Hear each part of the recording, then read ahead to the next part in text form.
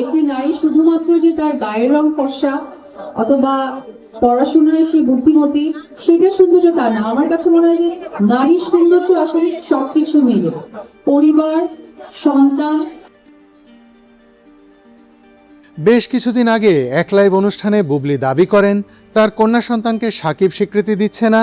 এ ব্যাপারে অপু বিশ্বাসের কাছে জানতে চাইলে তিনি বলেন, যেভাবে বাচ্চা পেটে উনি নিয়েছেন, বুবলি বাচ্চা পেটে নিয়েছেন, সত্যটা আমি মেনে নিতে পারি, মিথ্যাটা আমি একেবারেই নিতে পারি না। তো যাই হোক, সাকিব অত্যন্ত একজন মানে কি বলবো, সরল সোজা একজন মানুষ। এই সরল সোজা মানুষকে উনি যা তা ওনার মতো করে ইউজ করতে পেরেছে। অপু আরও বলেন বুবলির কারণে সাকিবকে অসম্মানিত হতে হচ্ছে। অপু বলে, বুবলি কি সুন্দর নাকি যে ওর মেয়ে সুন্দর হবে। তাছাড়া আপনারা দেখেছেন সাকিবের দুই ছেলেই ফর্সা, কিন্তু তার এই মেয়ে কালো হবে কেন? আমি আগেই বলেছিলাম এই মেয়ে সাকিবের হতেই পারে না। আসলে সময় সব কিছু বলে দেয়। তার মেয়ের এই অবস্থায় বলে দেয় এই মেয়ের বাবা সাকিব নয় অন্য কেউ। উনি এইসব আর নতুন কি, উনি এইসবে অভ্যস্ত।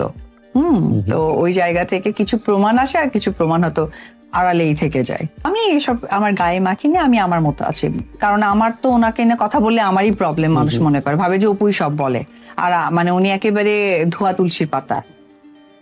অপু আরও বলেন সাকিবকে ফুসলিয়ে বুবলি অনেক কাজ করেছে।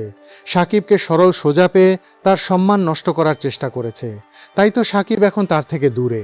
আর সাকিব নিজেই বুঝে গেছে বুবলি তাকে শুধু ব্যবহার করছিল। তাই তো সে নিজেই এখন বুবলির থেকে নিজেকে সরিয়ে নিয়েছে। পরকীয়া দেখে এস্টাবলিশড হয়ে গেছে, তো মানুষ এখানে আবার দিকে সবাই সহযোগিতাও করে। তো যখন কেউ ইন্সপায়ার কাজ হয়, যেমন যে উদ্যোক্তা আমাকে একটু আগে বললো যে আপনি তো নারী উদ্যোক্তা, অনেক নারীকে ইন্সপায়ার করেন। তো এইরকম কেউ করেছে, তাকে সাপোর্ট দেওয়া হচ্ছে, যখন সংঘবদ্ধভাবে তাকে পজিটিভ সাপোর্ট দেওয়া হয়, তখন তো এটা আসলে সমাজে সেই সংস্কারটাই সৃষ্টি হবে। সম্মানিত দর্শক, আপনি কোনো জেলা থেকে ভিডিওটি দেখছেন তা কমেন্টে লিখে জানান। আর এই ভিডিও নিয়ে আপনার মন্তব্য জানাতে ভুলবেন না।